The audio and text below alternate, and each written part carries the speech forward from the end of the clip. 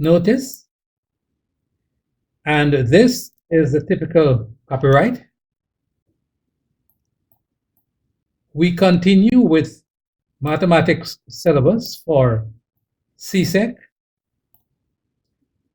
that became effective in May-June 2018. As of January 2026, the syllabus has not been revised, but there are plans to change the structure of the exam from 2028 and going forward, with a few pilot projects now being conducted in a few Caribbean countries. The syllabus itself remains unchanged. The two main planned changes to the CSEC level math exam are: one, split the exam into two parts, and two, there will no longer be any alternative sections. All sections will be tested with compulsory questions. Schedule of videos: as you are aware, sections 1, 2, and 3, all 51 of these videos have been published in their entirety on YouTube. Please make good use of them. For section 4, 5, and 6, some of these videos have been published on YouTube in their entirety. The others are only partially published. We are now at section 7, relations, functions, and graphs. This is the 25th of 26 videos, so we are almost to the end. Of course, after that, we will have to go on to section 8, geometry and trigonometry, and finally, section 9, vectors and matrices. Hopefully, by April-May 2026, the syllabus will be completed. Please note this disclaimer down here. This schedule is just a projection, and it is not to be interpreted as a contract with anybody.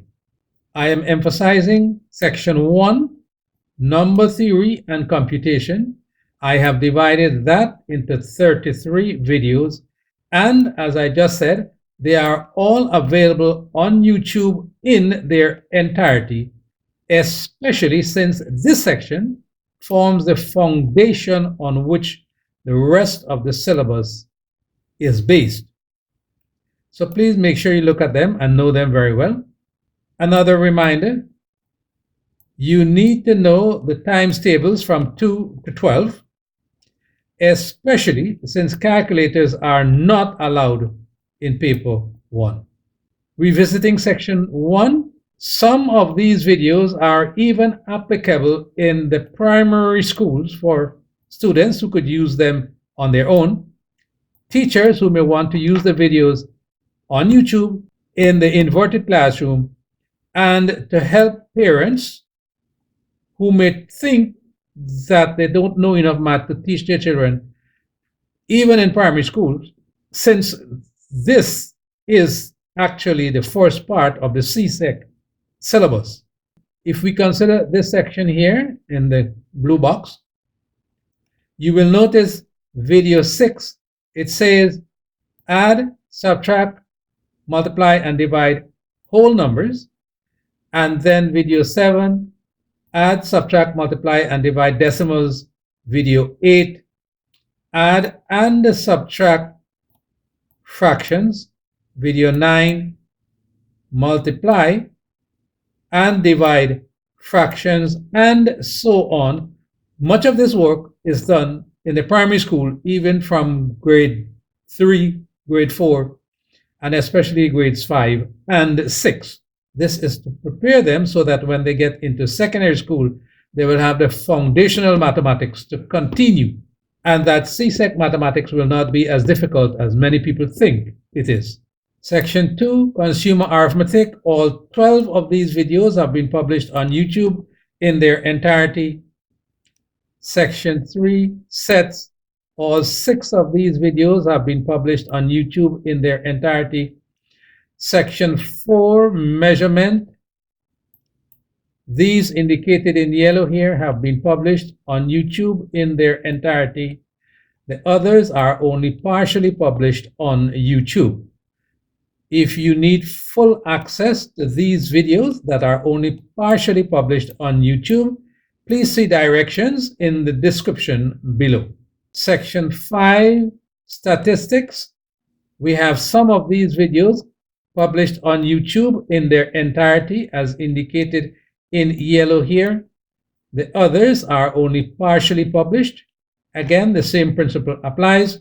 Please see directions in the description below if you need full access to these videos that are only partially published on YouTube.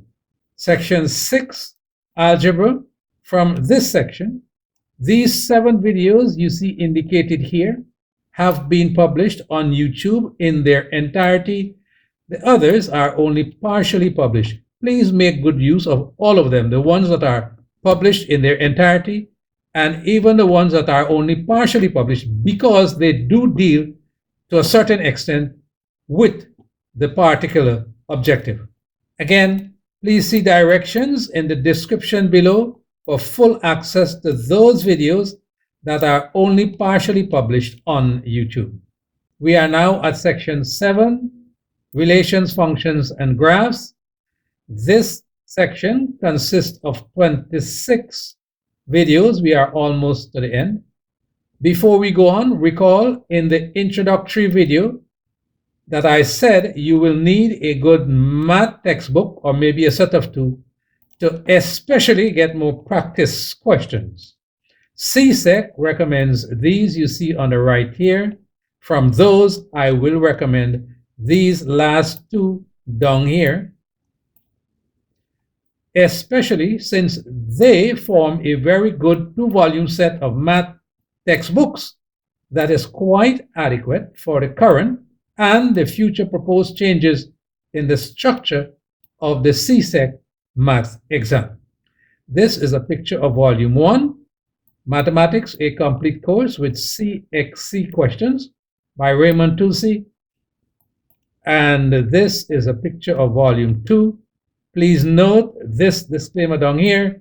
I get no financial or other benefits from the sale of these books. Also, I think of late 2024, a website with AI interactivity has been made available, free of cost, that deals with past CSEC math questions only from paper 2. It is extremely important that you become familiar with how CSEC sets its questions for paper 2 and what will be considered good or correct answers to such questions. This is a URL for that website. On the next slide, I will show you what the home page for that website looks like. This is the home page.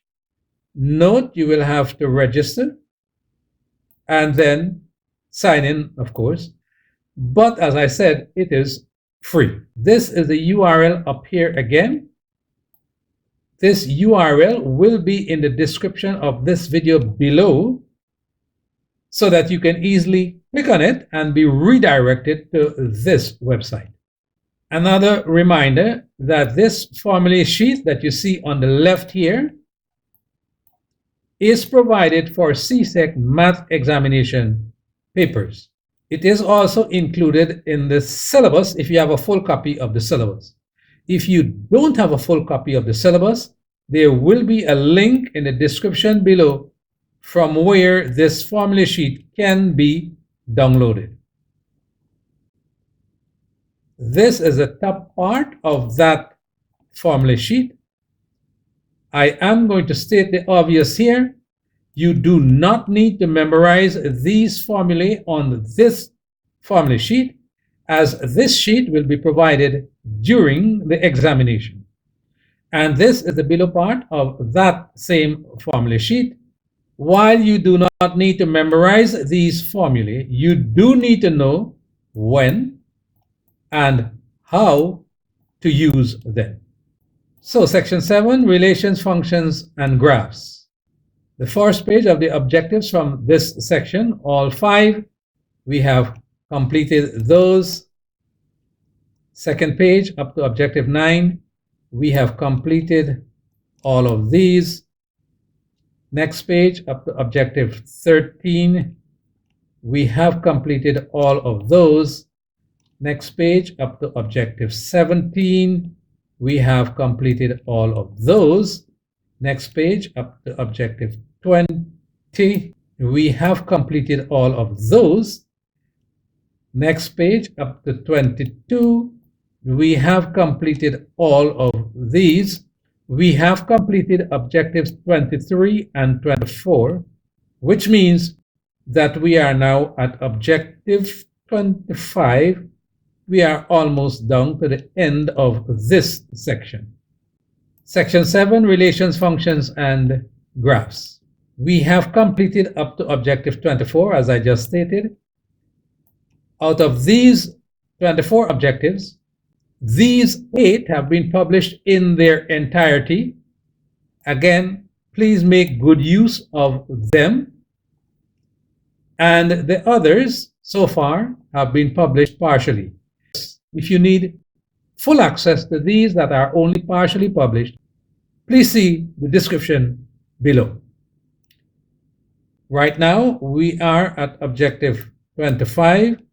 When this is finished, it will be partially published. And this gives an overview of how the objectives have been and will be published from this section. As you can see, we are here at 25.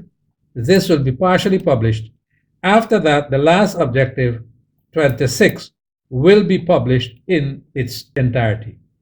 So let's continue here. Objective 25, what does it say? It says, interpret graphs of functions. So remember, in objective 24, we had to draw graphs of nonlinear functions. And then other places we had to draw graphs of functions. So now what we will be doing is just interpret those graphs that we did in 24, because in other places we have interpreted other graphs. And it also says to include distance time and speed time graphs. As you can see that up here for the drawing of the graphs, and now for the interpretation of those graphs.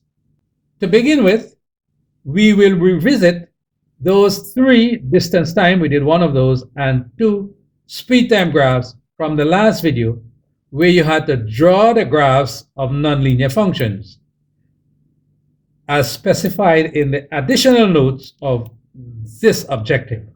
That was objective 24. It is also specified in objective 25. We will consider 2 levels of interpretation. At the low level, which is the simplest, you will be given a domain value, an x value, and you will be asked to find the corresponding range value, the y value, or vice versa. So it's point to point. And the second level, which is the higher level, is an overview. What can be generally said about the situation as a whole, or in parts as you move from left to right along the x-axis? What is the general trend? So example 1, we revisit that speed time graph. Remember what it was? That was the pros, the situation. We had to prepare the graph. We did this already, so I'm not doing it over. And we got this graph in the last video. Now we are going to interpret that graph. What was the speed at 20 seconds? Now this is low level. So you come to 20 seconds here. You go up until you touch the graph.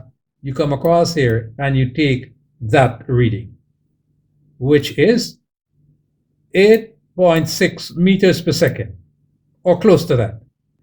How long did it take to reach a speed of 15 meters per second?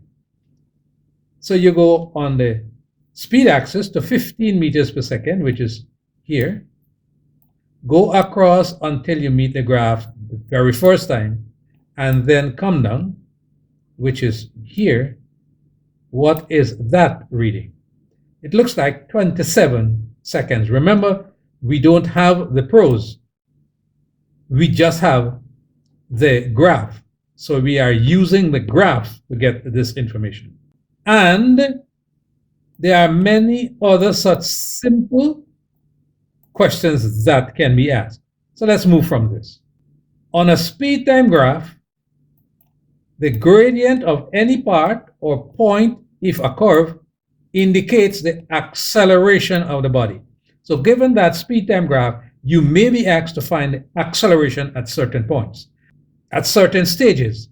And to do that, you will find the gradient of that part. So this part here, we will call it A, and then B, C, D, that part, and E. So the question is, calculate the acceleration indicated by part C of this journey. Part C, which is from down here to up there, that part. And remember we said to do that, we will have to find the gradient. So you draw a right triangle there, and the acceleration, which is a gradient, will be the increase in y, which will be increase in speed, which will be that, divided by the increase in x, which would be time. So increase in speed divided by increase in time. We know this top speed here was 15. That's where we ended up. And we know we started with the lower speed here, which was 6. So from here, going up to there will be 15 minus 6. And we do the same thing for the time, here to there. 27 minus 17, and we get 9 meters per second as the increase in speed, divided by 10 seconds as the increase in time, and we get an acceleration of 0.9 meters per second squared. So we are interpreting this speed time graph. Now calculate the acceleration indicated by part E of the journey.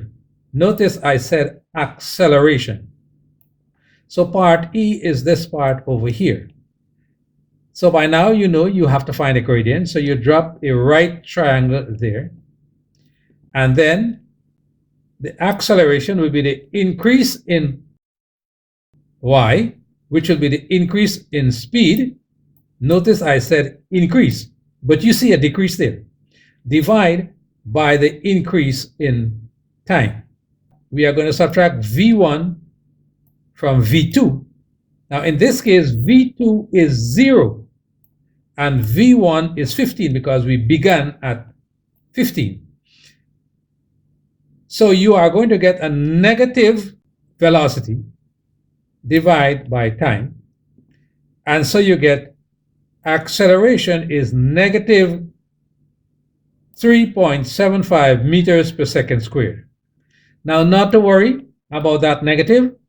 A negative acceleration actually means a deceleration. So you have an acceleration of negative 3.75 meters per second squared, which is in effect a deceleration of 3.75 meters per second squared.